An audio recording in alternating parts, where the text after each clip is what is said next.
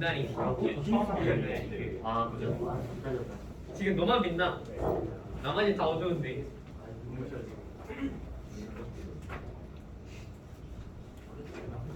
야, 너네 둘이 싸우냐? 뭐가? 쟤네들은 끝났어.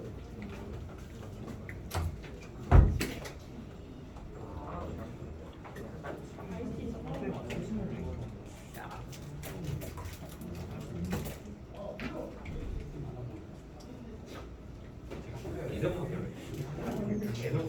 이렇게 선택을 했어. 아, 이거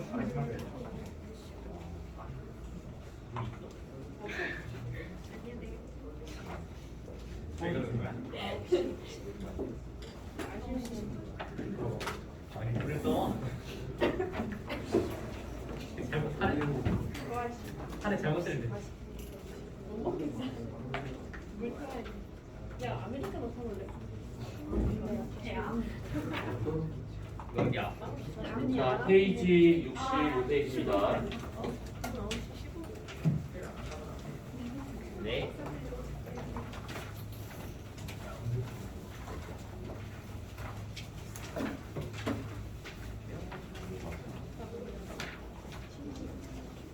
자 우리가 지난주에 달에 대한 얘기를 마무리 짓고 그 다음에 7번까지의 문제를 풀었죠. 8번부터 나머지 있는 문제를 이제 보자. 숙제였다라고 했습니다. 자, 우선은 지금 8번부터 해서 18번까지 11문제 중에서 20번까지 있구나. 여기 중에서 한 두세 문제만 골라서 보도록 합시다. 몇 번을 볼까요?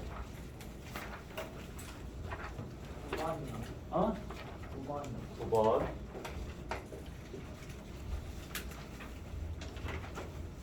끝? 14번이요. 12번, 아, 8번, 여기까지만. 딱 네 문제만 보도록 합시다. 자, 우선은 9번 문제를 먼저 보시면 여기 있을 겁니다. 자, 며칠 동안 같은 시각에 관측한 달의 모양과 위치를 나타내는 것들이다 라고 되어 있는데 우선 다른 건 모른다 하더라도 요것만 딱 받았을 때 지금 이 사람 머리 위에 정남방향에 이렇게 지금 오른쪽 볼록한 반달, 상현달이 이렇게 있다라고 하는 것은 시간상 받았었을 때 얘가 지금 초저녁이다라고 볼 수가 있는 것이죠. 그러면 초저녁이 되고 있다라고 하게 되면 태양빛이 이렇게 오는 상황에서 지구의 이쪽이 지금 그 초저녁이니까, 저녁이니까 여기 서 있는 사람 입장에서 달이 이렇게 돌고 있는 모습을 나타내고 있다라고 볼 수가 있는 겁니다. 자, 그러면 여기 있는 달부터 해서 음력 1일부터 해가지고 그 다음에 쭉쭉 가서 한 9일 되고 쭉쭉 가서 한 10월쯤 되고 있는 상황이니까 여기가 음력 한 1일쯤 되고 있는 것이고 쭉 돌아서 보름달이 음력 한 15일경이다. 그래서 이렇게 선을 연장해서 보게 되면 이게 지평선이고 이 지평선 그리고 남쪽, 서쪽, 동쪽이다. 이렇게 지금 되고 있는 것들입니다. 자, 기억. 달을 관측한 때는 밤 12시경이다. 가 아니라 상현달의 남중에 있는 걸 보게 되면 얘가 지금 초저녁 그러니까 한 18시 정도다 이렇게 볼 수 있는 거라서 기억은 틀렸겠고 니은 9월의 달은 나의 비에 있었을 것이다 되어 있는데 9월의 달은 나의 비에 있을 것이다. 오타 아닐까요? 9월이 아니라 9일로 봐야 될 것 같습니다. 9이 다 9월이지 다 이거. 그러니까 9일에 달은 나의 비에 있을 것이다 이렇게 하는 게 좀 맞을 것 같아요. 근데 그렇게 보든 뭐하든 간에 지금 여기 있는 이 달은 상현달이기 때문에 D가 되고 있는 것이죠. 그러면 얘는 틀렸겠고 이걸 달이 지는 시각은 매일 약 52분씩 늦어지고 있다라고 되어 있는데 이것도 우리가 그때 살짝 계산 비슷한 걸 했었는데 달이 한 번 지구 주위를 공전에 걸리는 그 공전주기 항성월과 같은 경우에는 27.3일이 걸린다 했습니다. 그래서 하루에 약 13도 정도 공전하고 있는 것들이죠. 그러면 우리가 60분이라는 이 시간을 지구로 환산하게 되면 약 한 15도 정도를 환산하고 자전하고 있으니까 어느 정도의 시간을 가야 13도로 움직일 수 있을 것인가? 요걸 이제 계산하게 된다고 하면 x와 같은 경우는 대략 한 50분 정도의 시간차가 생기고 있더라라고 했던 것들. 그래서 매일 50분씩 이런 식으로 늦게 뜨고 늦게 지고 뭐 늦게 남중하고 이게 될 수 있더라 이 얘기죠. 그럼 답은 2번이 되고 있다라는 뜻입니다. 자, 그 다음에 12번 문제.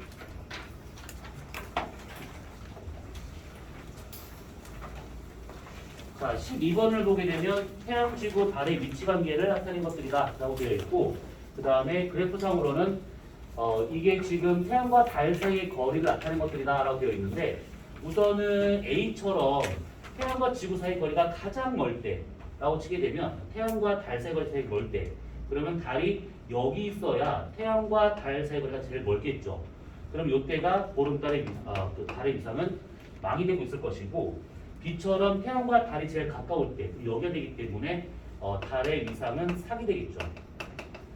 그러면 망에서 망까지 가는데 걸리는 시간이 상망월 29.5일이 나타나더라 이 얘기죠. 자, 그러면 기억 A에서 C까지가 1항성월이다가 아니라 1상망월이 되고 있는 거라서 기억 틀렸겠고 1.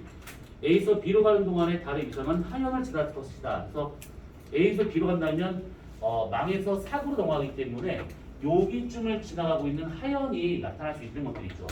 맞고요. 이건 B에서 일시 현상이 나타날 수 있을 것이다. 사계 위상인 그 위치 여기서 썼을 때 이 달이 태양을 가릴 수 있는 거라서 일식이 가능한 것이죠. A처럼 보름달처럼 되어 있는 이 위치가 월식이 나타날 수 있는 거라서 답은 4번이 되고 있더라라는 겁니다. 자, 그 다음에 오른쪽에 있는 14번 문제. 자, 2009년 7월 20일에 일어났던 일식 때 각지에서 태양이 가려진 비율을 나타낸 겁니다. 자, 이게 무슨 말이냐면 달의 본 그림자가 지금 여기 A와 B를 잇는 여기 까만색 요 선을 좀 지나가고 있는 겁니다. 100% 가려지고 있는 거라서 여기가 대기 일식이 나타나고 있는 그 범위에 되고 있는 것이고, 여기서 벗어나게 되면 달의 반 그림자가 지나가고 있기 때문에 가려지는 그 비율이 점차 줄어들고 있다 이 얘기죠. 그러면 여기서 벗어나서 나타날 수 있는 것은 부분 일식 이렇게. 자, 그러면 달과 같은 경우에는 서에서 동으로 자전을 하죠. 공전을 하고 있죠. 자, 서에서 동방향으로 공전하고 있고 지구도 서에서 동방향으로 자전하고 있습니다. 자, 그러면 잘 생각해 보시면 자, 그 지구와 같은 경우에는 자전과 같은 경우가 시간당 15도씩 서에서 동방향으로 이렇게 가고 있어요. 그러면 달의 공전과 같은 경우는 하루에 약 13도씩 똑같이 서에서 동으로 이렇게 공전하고 있습니다. 자, 그렇다면 일식이 진행되는 방향은 A에서 B 방향일까, B에서 A 방향일까?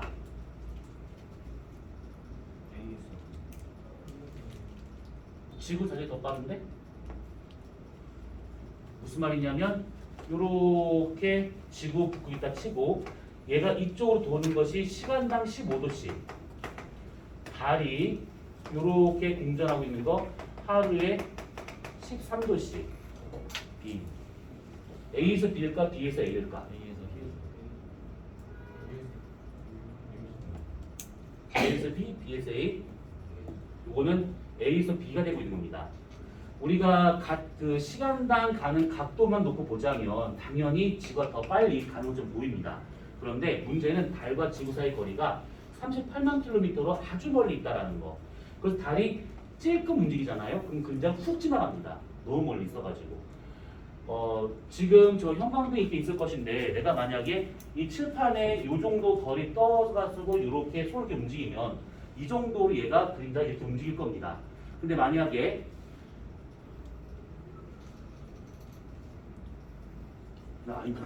내가 뭘 할 거 아니잖아. 왜 그래? 만약에 형광등 앞에서 손가락 살짝 움직이잖아요. 그러면 여기서 그냥 훅훅 지나가겠죠. 이렇게. 그래서 얘 같은 경우에는 각도로 본다면 지구가 더 빠른 거지만 실제로 달이 멀리 떨어진 상태에서 조금만 움직여도 그림자를 훅 지나가기 때문에 A에서 B 방향으로 일식이 진행된다라고 생각하시면 되는 겁니다. 자, 그러면 기억. 다음날 달은 태양보다 일찍 뜰 것이다. 자, 우선 이 그림을 받았었을 때 지금 일식이니까 지구, 달, 그 다음에 이쪽에 태양이 이렇게 있을 겁니다. 그러면 이 상태에서 일식이 되었다가 얘가 공전에서 일로 넘어가요. 이렇게. 그러면 지구 자전 방향이 반시계 방향이니까 이렇게 본다는 얘기죠. 이렇게. 그러면 여기서 쓸 때 태양을 먼저 보고 돌아가서 달을 나중에 보기 때문에 태양이 먼저 나중에 달. 그러면 달은 태양보다 먼저가 되는 것이 아니라 나중이 된다. 그럼 일찍 뜨는 것이 아니라 나중에 뜬다. 그러면 기억 틀렸겠죠. 이은 다음날 달은 태양보다 적경이 커질 것이다. 서에서 동방향으로 가고 있기 때문에 적경값은 동쪽으로 갈수록 더 커지는 것이죠. 그래서 니은과 같은 경우에는 맞겠고요. 디귿 달의 그림자는 BA 쪽이 아니라 AB 쪽으로 가고 있기 때문에 답은 2번이 되고 있는 겁니다. 자, 그 다음에 마지막 18번 문제.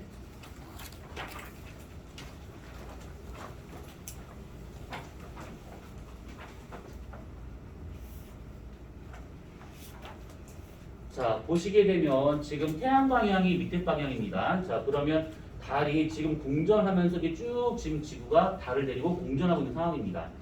자, 그러면 이래서 썼을 때 달이 여기 있다. 그러면 달, 지구, 태양이니까 여기에서 달의 위상은 대략 망 정도 나타나겠죠. 그러다가 여기에 지금 달이 있어요. 그러면 달, 지구, 태양이니까 여기 있는 것은 하연이 될 것이고, 그 다음에 지구, 달, 태양이니까 요 놈은 사기 돼야 되고, B가 상현, 얘가 다시 망 정도라 우리가 이렇게 볼 수가 있을 것 같습니다. 이런 식으로 대략 따져보자면, 자, 그러면 여기서 기억. 자, 달이 C에서 썼을 때 월식이 나올 수 있을 것이다. 사계 위치가 되고 있기 때문에 월식보다는 일식이 더 가능하겠죠. 그러면 기억은 틀렸겠고, 니은 A에서 E까지 걸리는 시간이 달의 공전 주기 항성월이냐 되어 있는데, 망에서 망까지 걸린 시간이니까 상망월이죠. 음력입니다. 음력. 니은 틀렸겠고, 디귿 B에서 D로 이동함에 따라서 달이 뜨는 시간은 점점 늦어질 것이다. 아까 얘기한 것처럼 매일 50분씩 계속 늦어집니다. 그게 B에서 D든 C에서 D든 아무튼 시간이 가면 갈수록 계속 50분씩 늦어지고 있는 거니까 이것이 맞아서 답은 2번이 되고 있는 것이죠. 자, 간단히 보면 이렇게. 자, 그러면 우리 넘어가서 어디를 보느냐? 73페이지를 보도록 합시다.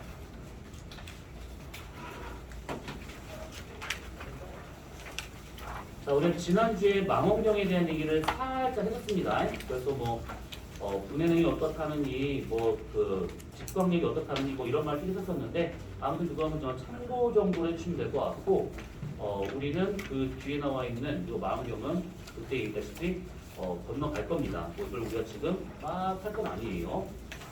여기를 볼 겁니다. 7강 외계행성과 생명체 연구라고 되어 있는 부분이에요. 83페이지. 자, 83페이지를 보시면 요게 나온 게 있습니다. 자, 우선 이 단어는 이거 방법적인 분들만 잘 배워오시면 돼요. 우리가 뭐 개념 수업을 하면서 문제를 풀긴 하겠지만 방법적인 것들만 감을 익히면 되는 겁니다.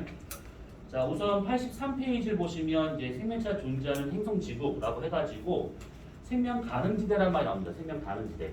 자, 우선 얘와 같은 경우에는 물이, 그러니까 H2O가 액체로 존재할 수 있는 그 지대, 그 범위를 생명 가능지대라고 하고 있기 때문에 얘 같은 경우에는 최소 0도부터 해가지고 최대 100도 정도의 범위 내에 있는, 요 범위 내에 있는 그 행성이 있는 그 범위를 생명 가능지대라고 말하고 있는 겁니다.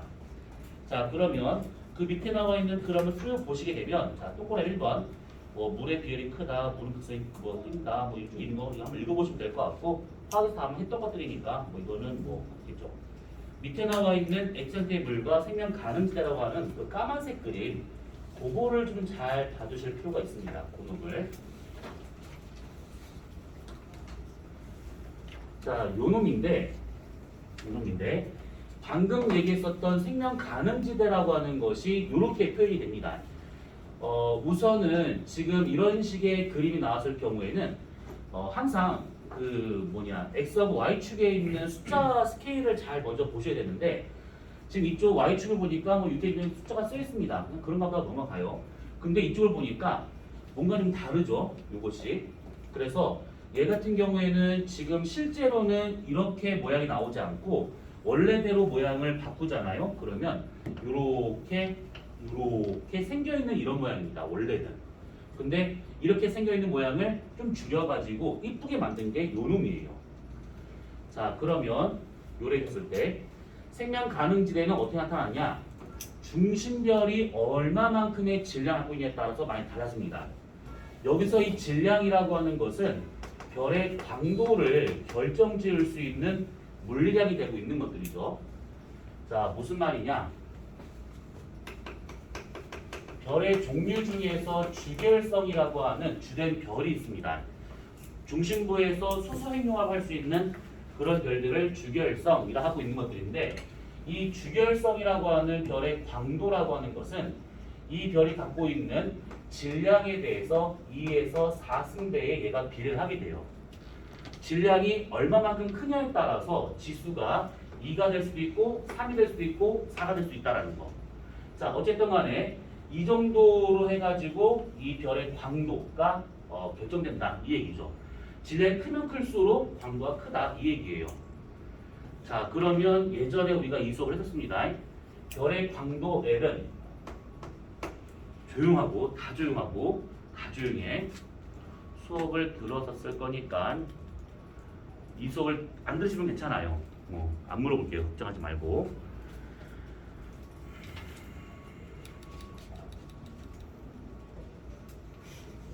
안경 벗었나? 아 예. 안경을 왜 벗었어? 저 방금 그런 나고 도장 나가지고. 늦었어요. 그럼 저거 보여? 네, 보여요. 잘 보여? 그 안경을 왜 쓴 거야? 어? 렌즈 꼈어. 아, 렌즈 꼈어? 그럼 안경을 왜 쓴 거야? 알았습니다. 시비 거는 거 맞아. 자, 그러면 그 쳐다보지 말고. 괜찮아. 틀리면 시원하게 틀려도 돼. 그 자, 광도 L은 지금 모르겠고 시그마 T사성에 비례하는 거 알고 있어요. 시그마 T사승에 비례한다. 우선 잘했어요. 시그마 T사승 곱하기 그건 모르겠어. 그 다음 모르겠다. 자, 그 다음에 저기 그냥 남성분들만 잔뜩 모아놨네. 그냥 진짜 짜증스러워. 보기만 해도 짜증스러워. 거기 남중이야?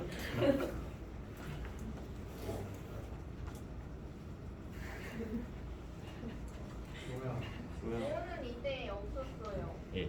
없었었나? 네, 신입생이에요. 나 왜? 미안해. 내가 안면시장에 있어가지고 잘 몰라. 빠! 빠! 자, 별의 광도 L은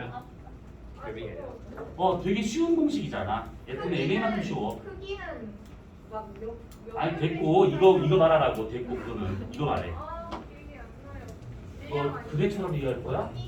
크기? 뭐라고? 크기. 크기? 뭔 크기? 항상 크기. 항성 크기?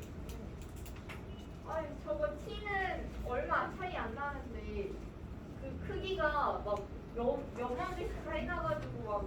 그래. 알았어. 애 썼다. 애 썼어. 그래, 기억은 나는데 시기 기억 안 난다? 맞아요. 이거 시 기억하지 말라고 그때 읽었습니다. 그냥 어떤 변수만 있는지 그만 보라 줬었는데 별의 표면적인 4파이아를 제곱을 하면 되는 것들이죠. 이렇게. 요거는 스테판 볼츠만의 법칙이고 별의 표면적을 곱하게 된다면 단위 면적 딱 나오는 에너지량 표면적 하니까 전체 별의 광도가 나오더라. 요겁니다. 그래서 이 별의 광도, 밝기라고 하는 것은 질량에 의해서 결정되고 있더라. 요 놈이죠. 그래서 여기서 말하는 별의 질량, 그러면 결국 광도를 말하고 있는 것이고 위로 올라갈수록 별의 질량이 큰 것을 의미하고 있고 밑에 있을수록 별의 질량이 작은 걸 지금 의미하고 있는 것들입니다.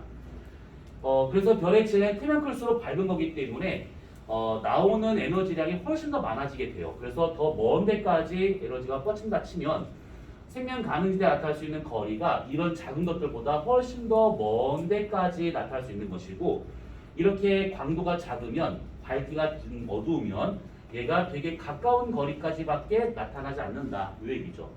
그 생명 가능지대까지의 거리는 중심부에서 떨어진 거리는 광도가 크면 클수록 더 멀리까지 가더라. 이 얘기고 두 번째는 별의 광도가 크면 클수록 생명 가능지대의 요 폭이 넓어집니다. 요게 넓어지게 돼요. 여기보다 더 넓어지고 있더라라는 거. 같은 거 같은데요? 숫자가 다르죠, 밑에가. 그래서 확실히 이 위쪽이 더 넓은 범위를 따라서 생명 가능지대가 있더라. 이 얘기죠. 자, 그랬을 때 생명 가능지대가 이렇게 표현된다고 치면 그때 여기 안쪽에 있는 요 선이 100도씨 선에 대한 것을 의미하고 있는 것이고 바깥쪽에 있는 요 선은 0도씨를 의미하고 있는 것들입니다. 중심별과 가까이 있는 쪽이 온도가 높아야 되고 멀어질수록 온도가 떨어지는 거니까 100도, 0도, 그래서 그 가운데 부분이 액체 상태의 물이 존재할 수 있는 범위. 그러면 요 안쪽은 너무 뜨거운 거니까 H2O가 있다 하더라도 기체인 수증기로 존재할 가능성이 클 것이고 생명 가능지대가 멀리 있다 그러면 너무 춥기 때문에 얼음의 상태로 나타날 거다라고 예상할 수가 있는 것이죠. 자, 이렇게 대략적인 것만 우선 봐두시면 될 것 같습니다. 그래서 이 그림 바로 왼쪽에 바로 2번 액체의 물과 생명 가능지대에서 지금 뭐라고 설명된 것이 있는데 이거는 그냥 쭉 읽어보신 거 지금 방금 얘기했던 것이 다 그 내용이고 밑에 표를 보시면 금성지구 화성에서의 이제 그 물량들을 비교한 것이 있을 것인데 딱 보면 알다시피 지구 같은 경우는 지금 생명 가능지대에 있는 곳이니까 이런 식으로 액체 존재한다. 근데 금성은 너무 가까이 있다 보니까 얘가 좀 기체 존재한다. 이렇게 볼 수가 있는 것입니다. 그런데 얘가 가까이 있어서 기체로 존재한다기보다는 얘는 지금 온실기체가 아주 많죠. 그게 누구냐면 CO2가 지금 미친듯이 많습니다. 그러다 보니까 표면의 온도가 되게 많이 올라가 있는 상태고 그 다음에 기압과 같은 경우는 한 87기압 정도 되고 있죠. 90기압 정도. 그래서 얘 같은 경우에는 가까이 있어서 뜨거운 거랑 더하기 이산탄소 너무 많아서 여기 전체의 표면도가 높더라. 화성과 같은 경우에는 좀 멀리 있어서 추운 거는 맞습니다. 그런데 그런 것도 있긴 하겠지만 만약에 이 정도 거리에서 온실기체가 금성만큼 많으면 여기도 생명 가능지대가 될 수가 있어요. 근데 여기는 온실기체가 너무 적습니다. 그나마 있는 게 이산탄소인데 이 양이 너무 적어서 온실효과가 나타나지 않습니다. 그래서 여기서는 되게 추운 상태다라고 볼 수가 있는 것들이죠. 자, 우선은 새 행성은 이렇게 비교할 수 있는 것이고 참고로 얘기하자면 금성과 같은 경우에는 작년에 금성 3층 대기에서 생명체의 흔적을 찾아냈습니다. 그래서 땅에 붙어있는 그런 박테리아 같은 건 아니고 상층부에서 이제 그런 흔적을 찾아냈기 때문에 이제 이런 것들도 이제 생명체에 있을 가능성이 있다라고 볼 수가 있는 것들이고 화성과 같은 경우에는 음모론 좋아하는 저 같은 경우에는 여기는 아주 환장하는 곳이죠. 분명히 화성 지하에 어딘가는 분명히 누군가 살고 있을 것 같은데 아직까지는 발견된 것이 별로 없으니까. 근데 가장 확실한 것은 화성은 과거에 바다가 존재했었습니다. 바다가 존재했었다라고 하는 것을 부정하는 사람은 없는데 그 존재했었다라고 보는 이유가 가장 큰 증거가 뭐가 있냐면 퇴적암 중에서 석회암 때문에 그런 것이죠. 화성의 표면은 석회암이 많이 지금 분포하고 있는 것인데 이 석회암과 같은 경우는 지구에도 많이 분포하고 있는 그런 짝퉁이죠. 근데 이 석회암이 만들어지는 것은 딱 한 가지 원인으로 설명되는데 뭐냐면 바닷속에서 만들어지는 짱돌이다 보니까 석회암이 대규모로 화성 표면을 덮고 있다? 그럼 거기가 과거 바다였다. 이렇게 우리가 알 수가 있는 겁니다. 근데 바다가 존재했었다라고 하는 것은 밝혀졌는데 당시 그 바다의 생물이 살았는지 안 살았는지는 아직 발견된 바가 없죠. 왜냐하면 화석이 나와야 되는데 화석이 지금 나오지 않는 상태입니다. 지구에서도 화석 찾기가 쉽지 않은데 저 먼 데서 저 이렇게 그냥 탐사선으로 화석 발견하기가 쉽지 않겠죠.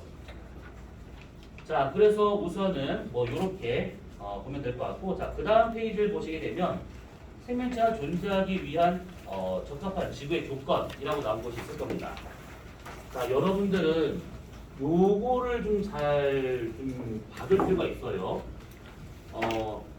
과학고나 영재학교나 이런 데서 이제 구술 시험을 보잖아요. 그러면 면접을 볼 때 좀 이렇게 가정을 해서 질문하는 경우가 더러 있습니다. 가정을 해서 만약에 이렇다면 이런 식의 가정에서 질문하는 경우가 있는데 예전에 한과영에서 그러니까 부산에 있는 한국과학영재학교 거기서 나왔던 면접 시험 질문 중에 뭐 이런 것도 있었었는데 어느 행성의 조건을 다 주어집니다. 뭐 수심이 얼마인 바다가 있고 그 다음에 전체 그 행성의 얼마를 이 바다가 덮고 있고 대기압은 얼마고 해줬었을 때 이 대기압이 있는 상태에서 육지에서 살만한 생명체들의 모양을 설명해 보시오. 또는 바닷속에 있는 생물들의 어떤 그런 진화된 형태를 한번 설명해 보시오. 이런 것도 있습니다. 그러면 별의별 점을 다 해봐야 돼요. 뭐 예를 들면 목성 주위를 돌고 있는 유로파와 같은 경우는 물이 있을 거다라고 지금 보고 있잖아요.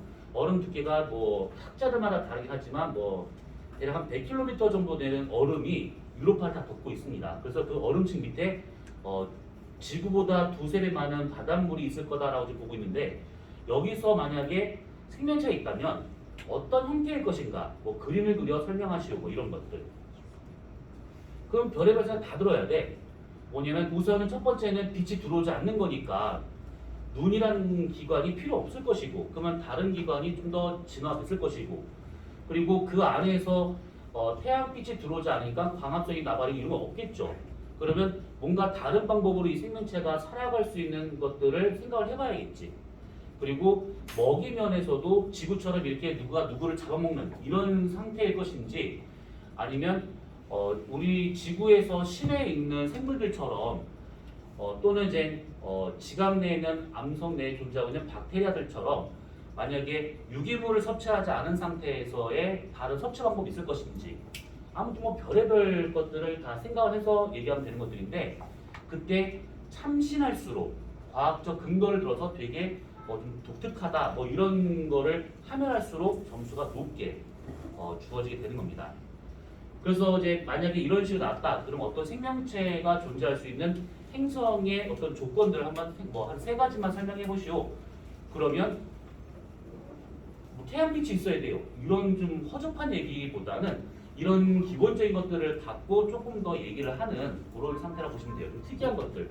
여기에는 지금 특이한 거라면 요거 정도가 특이할 수가 있을 것인데 조석 현상하고 지구의 생명체하고 무슨 상관이에요? 라고 할 텐데 조석 현상이 있으면 갯벌 자체가 넓게 발달합니다. 그러면 갯벌이 있어야 그 바다에서 육지로 넘어올 수 있는 중간 단계의 환경이 만들 수 있다는 얘기죠. 그래야 바다에서 육지 쪽으로 생명체들이 진화해서 더 발전할 수 있는 겁니다. 그래서 갯벌 정도면 조개 캐먹는 곳이잖아요. 요게 아니라 이게 있음을 해서 이 생명 진화에 큰 역할을 했다. 뭐 이런 것들도 생각해서 말할 수 있는 것들입니다. 자, 그래서 여기 표에 있는 것들은 한번 읽어보시면 맞아 저런 것들이지 뭐 이거 충분히 알 수 있는 것들이라서 지금은 뭐 더 얘기할 건 아닌 것 같습니다. 자, 그러면 넘어가시면 자, 외계 생명체 탐사라고 되어 있는 85페이지입니다. 자, 이 생명체 탐사와 같은 경우에는 지금 외부에 생명체가 있을 것인가 없을 것인가 지금 이걸 말하는 것들입니다. 근데 되게 좀 뭐라 그럴까 무슨 말 같지 않은 소리 같아요 라고 할 수 있긴 하겠지만 지금 현재 천문학계에서는 이게 지금 되게 큰 관심사예요. 생명체가 있다 없다 이거의 논쟁거리는 이제 좀 지나갔고 있는데 어디 있을 것인가 어떻게 있을 것인가 이걸 좀 찾는 게 지금 더 얘기가 많이 되고 있습니다. 그래서 그걸 찾기 위한 조건 그래서 뭐 액체태 물 적당한 대기 두께 그 다음에 뭐 유리한 환경 뭐 이런 거 쭉 있는데 이건 뭐 당연한 것이죠. 이게 없어도 생명체가 있을 가능성은 있지만 그래도 수천억 원을 들여서 또는 수조 원을 들여서 찾는 거라면 이왕이면 생명체가 있을 만한 가능성이 높은 행성을 찾는 게 먼저가 될 겁니다. 그래서 이런 것들 이렇게 그 다음에 요게 지금 실제 지금 되고 있는 부분인데 태양계 내부에서의 외계 생명체 탐사 그래서 지금 뭐 운석이라든지 뭐 탐사를 이용해서 한다라고 되어 있는데 이거 같은 경우가 지금 여러 후보가 있는 것이죠. 아까 있었던 그 유로파라고 하는 요 지역 목성이 위성이 되고 있습니다. 여기 같은 것들 아니면 토성의 위성인 저기 누구냐 타이탄 이런 데들.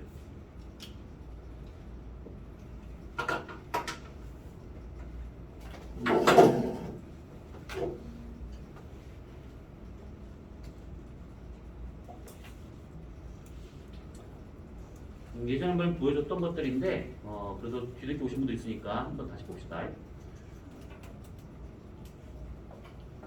자, 유로파와 같은 경우에는 이런 것들이에요. 그래서 요것들 잘 안 보이는구나. 아이고 귀찮아.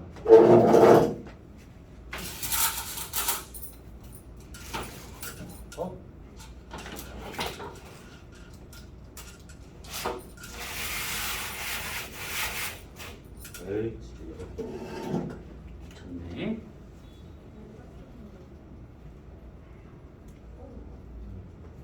요것들이 유로파죠. 그래서 유로파 표면에서 이렇게 되게 이게 실선들이 많이 보이는데 이 실선들과 같은 경우가 표면을 확대해서 본다고 하면 웬 축구만 나와? 유로파리. 이것들입니다. 이렇게.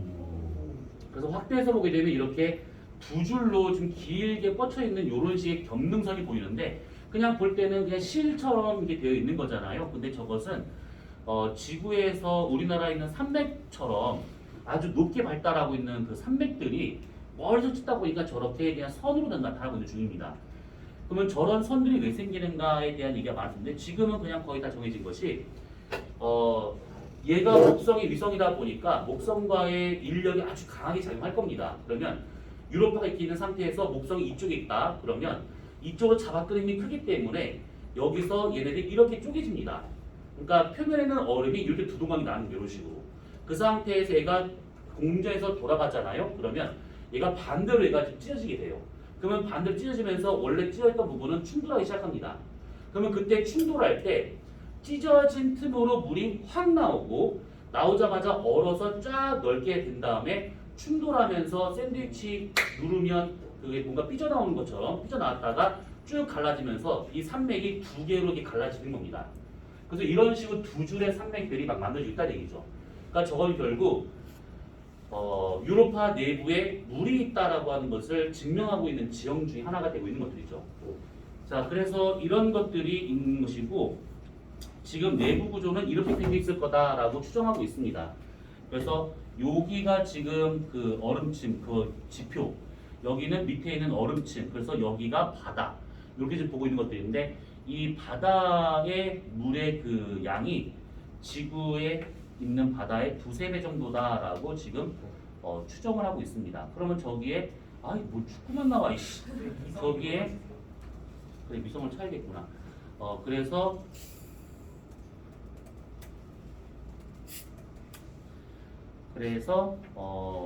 그 속에 지금 물이 존재한다라고 보고 있는 중이죠. 뭐 이렇게 지금 되고 있는데 이건 상상도긴 하지만 아무튼 이렇습니다. 그리고 이게 아까 그거를 좀 더 확대하는 것이 요 놈이죠. 이렇게 두 줄 막 보이고 있는 것들.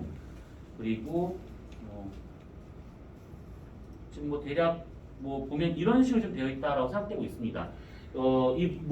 유로파 내부에서는 저렇게 화산 활동이 있기 때문에 밑에는 지금 물이 뜨뜻한 상태 될 것이고 그 위쪽은 얼음층이 너무 두껍다 보니까 이제 단열재 역할을 하면서 이런 식으로 열이 빠져나가지 않는 상온의 물이 있을 거다라고 보고 있는 중이죠. 여기에서 생명체만 건져 올릴 수 있으면 대박 사건인 것이죠. 이게 지금 곧 출발한다고 또 그러네요. 제가 처음에 여기 탐사선 보낸다는 말을 들었던 것이 2000년대 거의 후반이었는데 그러니까 2010년 되기 전에. 근데 지금 계속 보낸다 해놓고서 아직까지 안 보내고 있어요. 근데 이제 물론 돈이 제일 중요하긴 할 거야. 그런데 이번 올해인가 다시 한번 나사에서 얘기를 했는데 2026년인가에 보낸다고 했었습니다. 가봐야 아는 것이죠. 무작정 뭐 기다릴 수는 없는 것이고 아무튼 뭐 이런 상황입니다. 그 다음에 토성의 위성인 타이탄은 메테인으로 이루어져 있는 그런 위성이에요. 근데 워낙 춥다 보니까 이런 식으로 나타나게 되는데 이게 지금 뭐예요? 라고 하실 것인데 메테인이 액체인 바다로 존재하고 있는 그 모습입니다. 그래서 파란색 부분이 바다가 되고 있고 저쪽 노란색 부분이 육지가 되고 있고 이런 식으로 이제 해안 지형이 나타나고 있는 것들이죠. 언뜻 보면 우리나라 서해 어딘가를 찍은 것처럼 보이는 그런 지형들인데 타이탄 현재 이런 식으로 좀 존재하고 있습니다. 이 메테인 바다가 있다 보니까 밑에서 메테인 바다 밑에는 생명체가 지금 존재할 거다라고 보고 있는 중이죠. 이런 식으로 이렇게 지금 뜨문뜨문 이렇게 웅덩이처럼 바다와 같은 이런 것들이 나타나고 있는 것들이에요. 여기서도 만약에 생명체가 존재한다면 강처럼 흐르죠. 강처럼 이렇게 흘러가지고 이렇게 좀 바다로 들어가고 있는 이런 모양들입니다. 이건 뭐야? 아니 뭐야?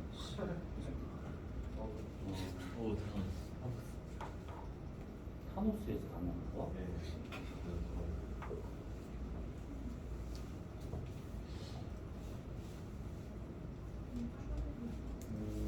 아무튼 그렇습니다. 그래서 타이탄과 같은 경우에는 그 위성 충돌 방법을 해가지고 실제 여기 사진을 찍었던 것이 아까 봤던 뭐 이런 것들이 다.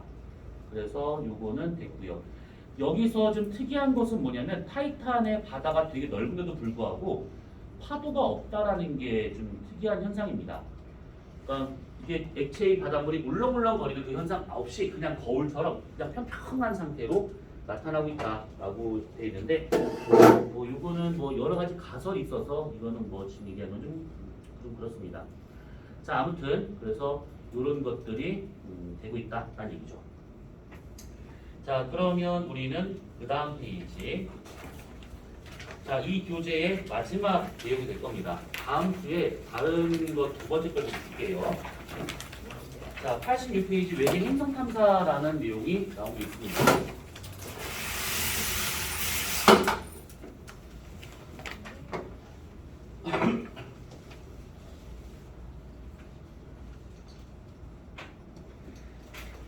자 여기를 보시게 되면 86페이지에 외계 행성 탐사라고 해가지고 세 가지 방법이 나온 게 있는데 여기에서 세 번째 나와 있는 미세 중력 렌즈 현상은 우리가 하지 않을 거고 도플러 효과하고 그 다음에 식현상 이 두 가지만 좀 얘기를 하고 좀 문제 좀 볼 겁니다.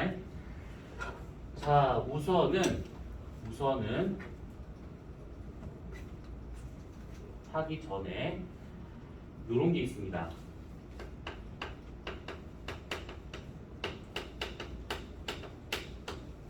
별의 운동이라고 하는 게 있습니다. 별의 운동. 지금 거기 86페이지 나와 있는 그 내용을 하기 전에 먼저 배경 지식으로다가 이걸 좀 먼저 하고 있는 것들이에요. 자, 우선 요놈은 뭐냐면 지구가 요래 있습니다. 관측자가 이렇게 지구에 서가지고 이 사람 이렇게 이쪽 방향 시선 방향 첫 번째에 여기에 별이 이렇게 있었대요. 이렇게. 자, 이렇게 있는 상황에서 이 별이 시간이 지남에 따라 가지고 이동을 해요. 그래서 얘가 이렇게 이동을 해가지고 여기까지 왔답니다. 자, 그러면 여기서 여기까지 갔다는 것은 이 별 자체가 우주 공간상에서 이만큼 이동을 했다라 볼 수가 있는 것이죠. 그러면 우리 입장에서는 얘가 이렇게 간 것은 관측 가능합니다. 관측 가능한데 어떻게 볼 수 있느냐? 여기 있는 나중 위치에 대해서 우리가 이렇게 선을 그어가지고 시선 두 번째 방향을 잡아요. 이렇게. 그러면 얘가 여기서부터 여기까지 간 요만큼의 실제 속도, 공간상에서 얘가 움직이는 속도, 공간 속도라고 표현하고 있는데 우주 공간상에서 실제 별이 움직이는 속도입니다. 이 속도를 구하기 위해서는 간단하게 여기에서 선을 이렇게 하나만 여기 아직 나왔어. 이렇게 그으면 돼요. 이렇게 그으면 돼요. 직각의 선을 하나 딱 그으면 됩니다. 그러면 요게 지금 직각삼각형이 나오잖아요. 그래서 두 개를 알면 요거 하나는 금방 구할 수 있는 것들이라는 거. 그러면 여기에서 여기서부터 여기까지 내가 처음에 보는 시선 방향에 대해서 얘가 이렇게 뒤로 물러난 것이죠. 시선 방향에 대해서 이렇게 물러나거나 다가오거나 하는 이 속도를 시선 속도 라고 하는데 VR이라고 보통 많이 씁니다. 그래서 요거를 이렇게 구하고 그 다음에 또 하나 요 지점에서 이 지점까지 내가 이렇게 간 성분이 있겠죠. 이거는 내가 보는 하늘이 구명이다라고 가정을 하고 구의 접선 방향으로 지금 움직이고 있는 거라서 요거 같은 경우를 접선 속도라고 이름을 붙입니다. VT. 그러면 공간 속도 V와 같은 경우는 금방 구할 수가 있는 것이 루트 시선 속도 제곱에다가 접선 속도의 제곱을 더해서 루트만 씌우면 그게 공간 속도가 되고 있더라가 되고 있는 것이죠. 그러면 우리는 그러면 요 놈을 구해야 될 것인가? 아니죠.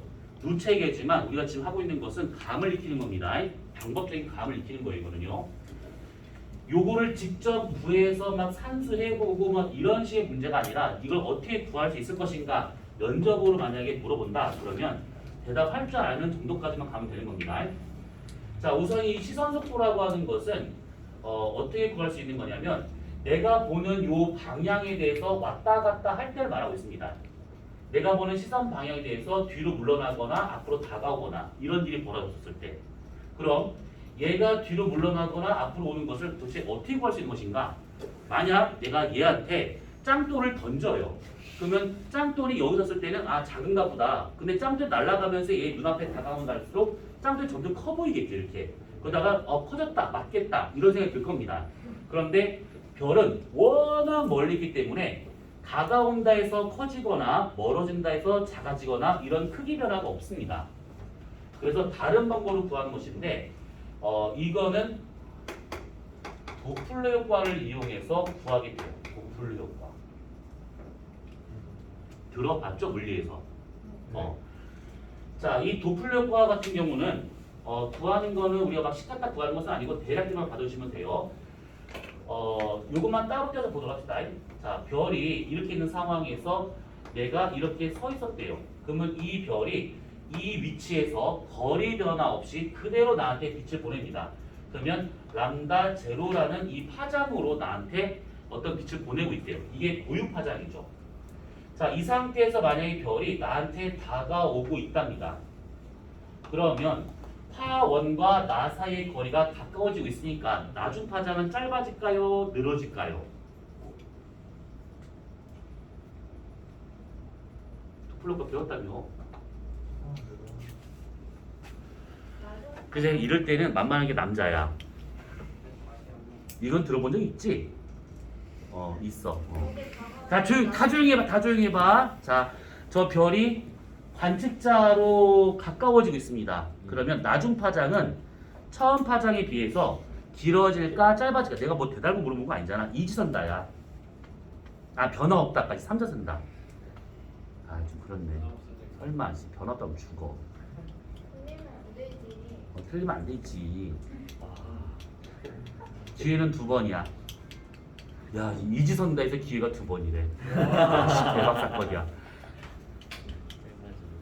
어떻게? 네, 맞아요. 자, 한 번의 기회가 남았어요. 길어지네요. 길어져요. 아, 나 진짜. 아, 우씨, 짧아지죠. 짧아지는 거예요. 우리가 나중 파장하고 처음 파장 중에서 나중 파장이 더 짧아집니다.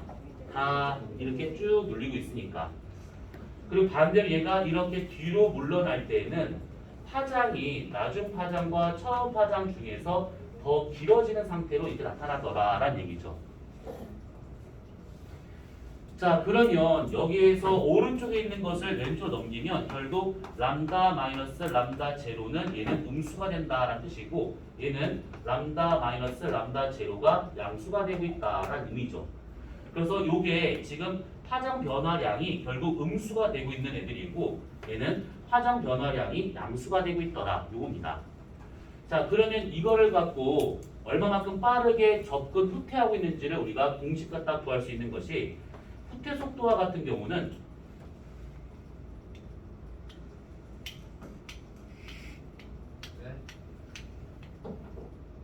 자, 유채색의 옷을 입으신 분들이 몇 분 계셔요.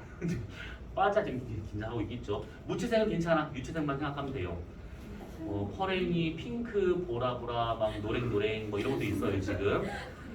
자, 개인적으로 내가 좋아하는 색깔은 보라보라. 영구야. 너 하나밖에 없어. 보라보라 너 하나야 지금. 자, 보라보라. 자, 시선 속도는 어떻게 구해질까? 식.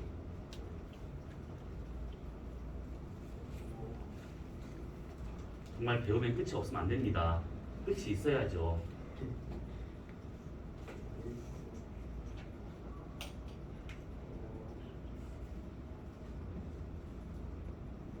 응? 어머, 참나. 어머, 알았어. 핑크. 예? 네. 시선 속도 VR은 친구들아 미안해. 지랄하고 있다. 왜 친구들한테 미안하고 지랄이야, 저거. 어우, 노랭노랭. 신입생. 아씨, 그래. 아깝다. 뭔가 아쉬움이 신입생이야. 진짜 신세계야. 파랭이가 2명이 있는데 이거 학교 교복이야? 아, 그렇구나. 아, 그럼 벗지 마. 괜찮아. 왜 벗으려고 노력해. 벗어봤자 어차피 또 파란색인데.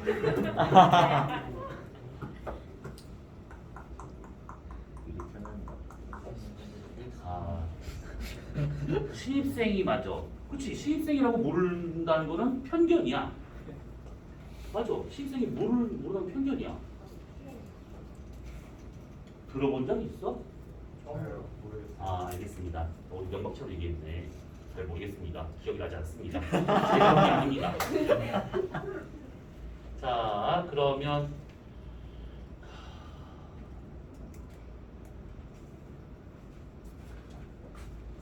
보라 뒤.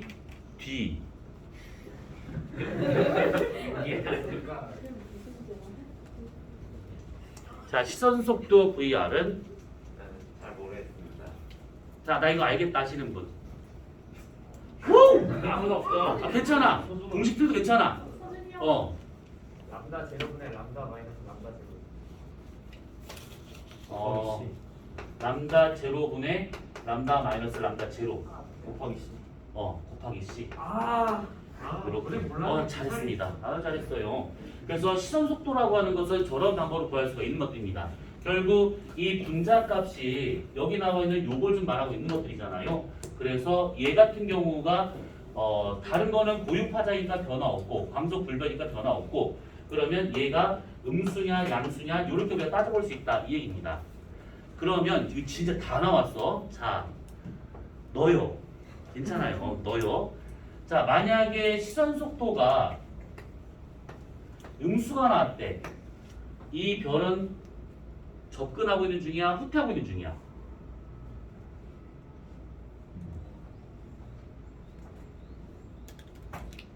둘 중에 하나 이선 나야. 아니지 멈춰있을 수도 있잖아. 아! 이 감으로 헷갈리지 말고 이 감으로 그렇죠. 접근이죠. 요게 지금 음수가 나오고 있는 거일 때가 다가온다라고 했던 것들이니까 얘가 만약에 음수가 나온다라고 하는 것은 이거 불변이니까 요거가 지금 음수가 되고 있다는 뜻입니다. 그러면 아 얘는 지금 접근을 하고 있구나 이 뜻이고 만약에 얘가 양수가 나왔다라고 하게 되면 나로부터 멀어지고 있는 후퇴하고 있다라고 되고 있는 것들이죠.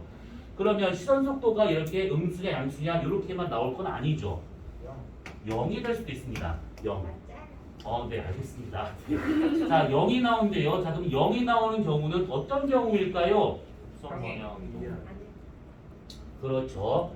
거리 변화가 없는 상태입니다. 그럼 그 말은 뭐냐면 얘가 정지되어 있는 게 아니다라는 얘기죠. 우주 공간상에서는 먼지 하나라도 정지되어 있을 수가 없습니다. 얘네들은 인력이 존재하고 우주가 팽창하고 그러기 때문에 정지되어 있는 먼지 한 톨도 없습니다. 그렇다면 얘 같은 경우는 정지된 것이 아니라면 거리 변화가 없는 상태의 운동은 어떻게 된 것이냐면 이쪽으로 이렇게 직각 방향으로 운동을 해야 내가 보는 시선 방향에 직각으로 움직여야지만 시선 속도가 0이 되더라. 요 놈이죠. 그래서 시선 속도의 부호만 봐도 얘가 접근하는지 후퇴하는지 또는 접선 방향으로 운동하고 있는지 이것을 판단할 수 있더라라는 겁니다.